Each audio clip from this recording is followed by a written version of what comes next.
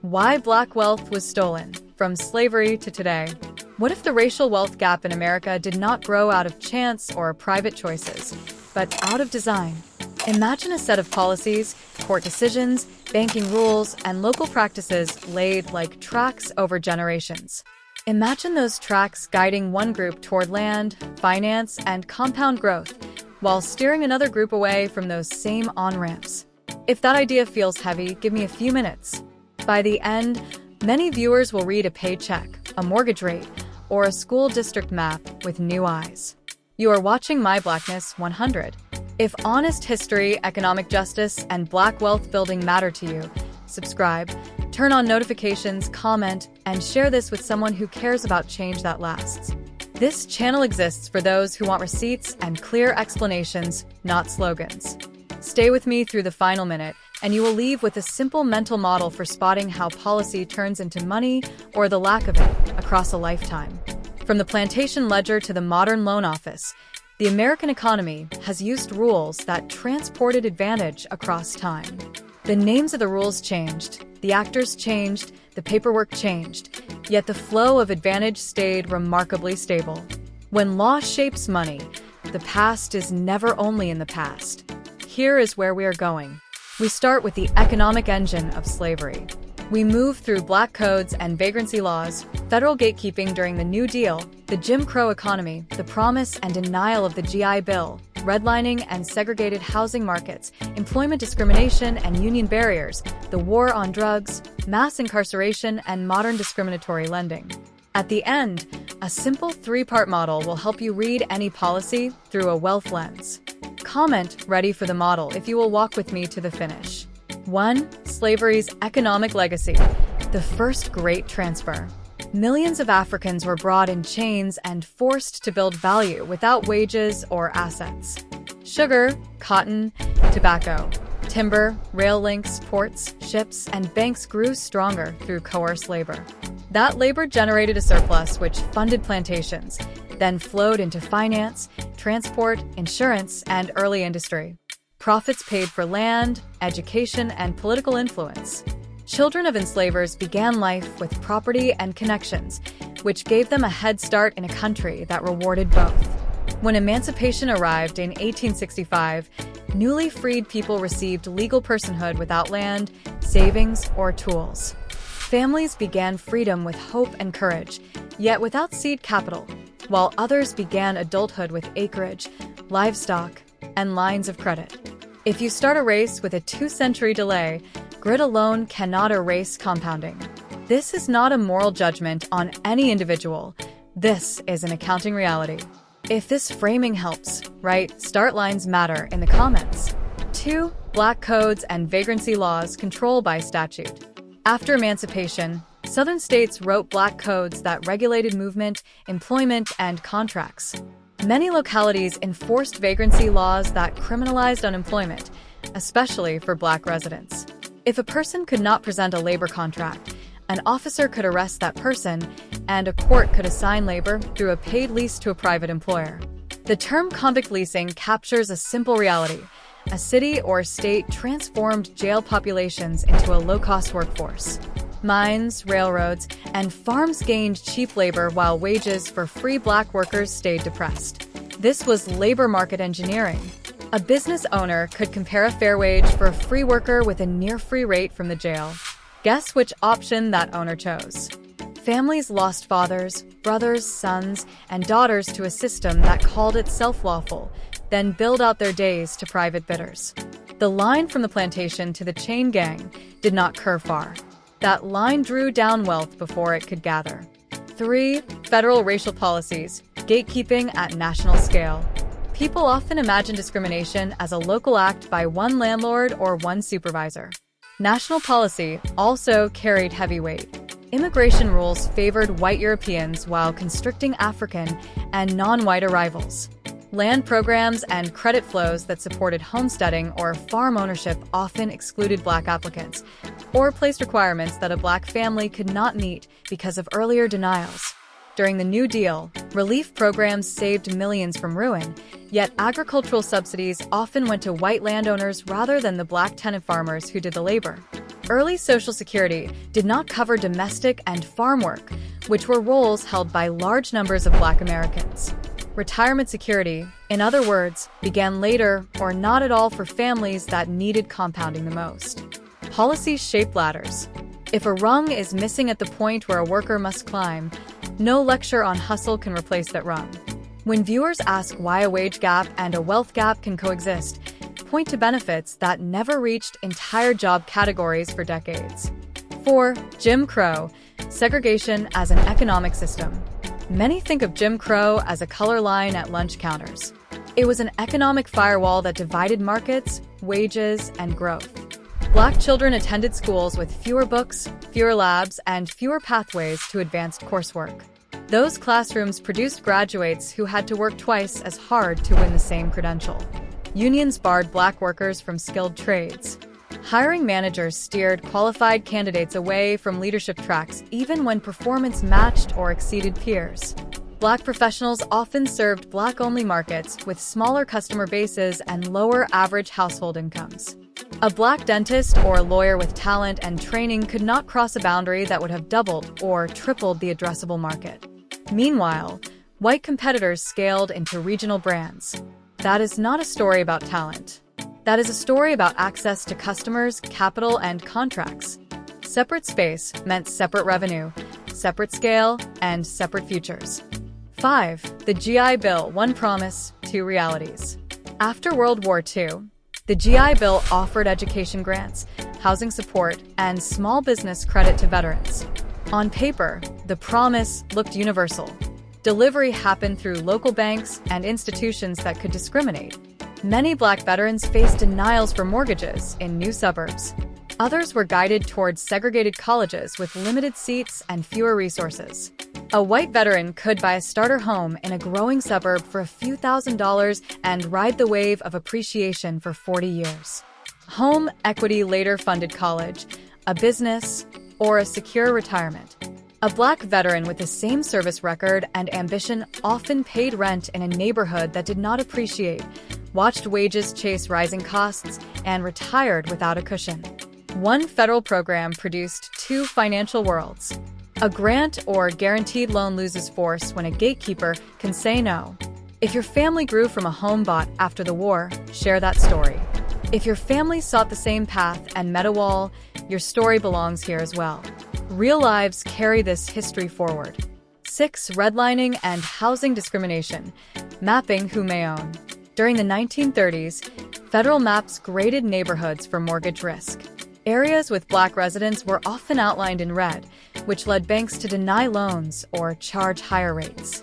A red line on a map translated into a locked door for aspiring owners.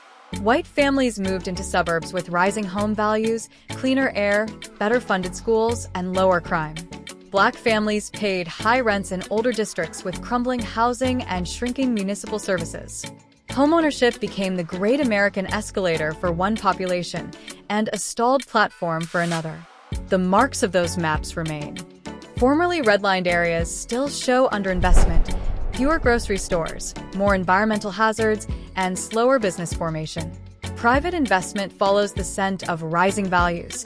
Public neglect leaves a vacuum behind. Many viewers carry a quiet confusion about why one zip code blooms and another struggles. Those color-coded maps are not a dusty relic. They are a living inheritance. 7. Employment discrimination and union barriers, the career bottleneck. Even when a Black candidate held the same degree or superior experience, many employers held back promotions or never invited entry into growth tracks. Unions representing skilled trades often kept Black workers out of apprenticeships. Fewer apprenticeships meant fewer foremen, fewer contractors, fewer business owners, and fewer mentors for the next generation. Lower lifetime earnings combined with lower access to employer pensions and retirement plans. Savings rates fell behind the cost of living, and investments started later, which weakened compounding. Without seats at decision-making tables, Black professionals had limited influence over hiring practices, supplier choices, and promotion criteria. A bottleneck at the gate starved the pipeline for decades. 8. The war on drugs, removal of community earning power. During the 1980s and 1990s, the war on drugs delivered mandatory minimums and aggressive policing that fell hardest on Black neighborhoods. Arrests rose even where usage patterns were similar across groups. Prison removed earners from households. A shop, a barbershop, or a small construction crew cannot endure repeated losses of staff and customers without shrinking or closing. Public funds that might have supported parks, libraries, or youth training shifted toward enforcement and incarceration. A record then shadowed a returning citizen, closing doors to jobs, licenses, housing, and credit. That shadow reached spouses and children who never broke a law. When a neighborhood loses income, time, and hope, new wealth does not grow. Old wealth leaves. 9. Mass incarceration. The long tail of a short sentence. Many tough on crime measures punish minor offenses with severe time. In prison, wages for labor often amounted to cents per hour. Outside prison, a family learned to stretch a smaller income while paying legal fees and transport costs for visitation. Children grew up with a parent behind glass or behind a wall, and that absence reshaped grades, health, and choices. When a parent returns, the record disqualifies that parent from many jobs, apartments, and professional licenses. Years of lost experience cannot be replaced with a single training program. Compounding did not simply pause, it reversed. Viewers who manage teams can help by learning fair chance hiring. Business owners who watch this channel can examine vendor lists and staffing pipelines. Every open door widens the pathway for asset building. Policy matters, and daily decisions matter as well. 10. Modern discriminatory lending, same denial, new language. Today, many Black borrowers still face higher interest rates, higher fees, and more frequent denials even when credit profiles read as similar to white peers.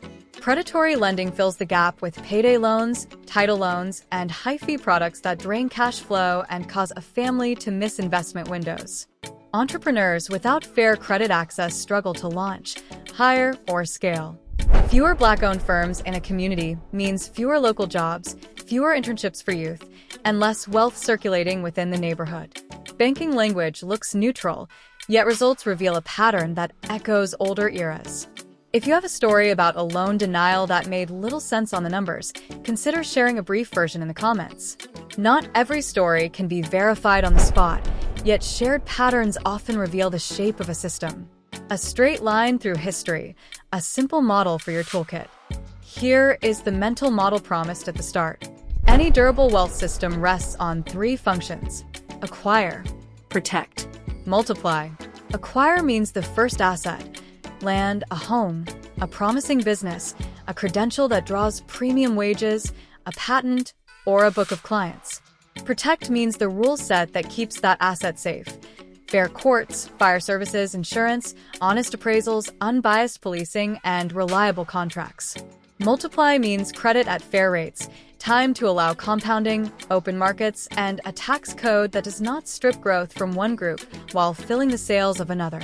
For centuries, Black Americans were blocked at acquire, exposed at protect, and overcharged or excluded at multiply. White Americans were encouraged at acquire, shielded at protect, and financed at multiply. That is how a gap can grow even when personal talent is present on both sides. The model does not judge worth. The model explains growth. Say the trio aloud once: acquire, protect, multiply. Write it in the comments so others see it and carry it forward. When you read a headline about housing, schools, courts, public safety, credit scoring, or licensing, test the headline against this model. Ask which function is being widened for one group and narrowed for another. What to do with this knowledge? Practical moves for viewers. A channel cannot pass a law. A community can press a council, a school board, a bank, and an employer. Here are practical moves that fit a range of lives. 1. Know your map. Many cities maintain public overlays of historic redlining. Compare those shapes with current school funding, clinic locations, grocery stores, park space, and environmental hazards. Patterns will jump out. Share those maps during budget season. 2. Advocate for fair appraisals. Join local efforts that push for unbiased home valuations, diverse appraisal panels, and transparent appeals. Home equity is the spine of American generational wealth. 3. Support fair chance hiring. If you own a business or manage a team, adopt a clear, documented process for applicants with records. Measure outcomes. Publish improvements. 4. Bank with intention. Ask your bank for lending data by zip code and demographic slice. If the numbers show long denials with weak justification, move deposits or invest in a credit union that serves your community. 5. Mentor across key bottlenecks. Trades, finance, technology, and healthcare carry strong earnings. Mentorship and apprenticeship open gates that policy alone cannot unlock. 6. Stay with the story. Share verified reports about discriminatory lending, biased appraisals, and gatekeeping. Use calm voices and hard numbers. Rhetoric shifts little without receipts. If you want a follow-up guide on fair appraisals, credit repair without predatory traps, or local advocacy that moves budget lines, write follow-up guide in the comments and tell me which topic you need first. Why this history still matters. Some viewers hear a talk like this and feel accused. That is not my aim. The goal is diagnosis. When a doctor shows a scan, the aim is healing, not shame. History is a scan of the economy. Once we see the fracture lines, we can brace what must be braced and grow what must be grown. A racial wealth gap did not appear from thin air. A racial wealth gap will not vanish through slogans or lectures on personal virtue. Policy pulled the lever one way for generations. Policy can pull the lever toward fairness, while families, schools, businesses, and banks do the daily work that makes policy real. This is My Blackness 100. If this breakdown added clarity, subscribe, comment, turn on notifications, drop a like, and send this to one person who loves data and cares about repair. The past explains the present. Knowledge can change tomorrow when enough of us carry it into rooms where money and rules meet. Next up, a deep dive on how redlining still shapes credit scores and insurance premiums, and a short list of concrete fixes that cities and states can implement within a year. If you want that episode, type "maps to money" in the comments so I know to prioritize it.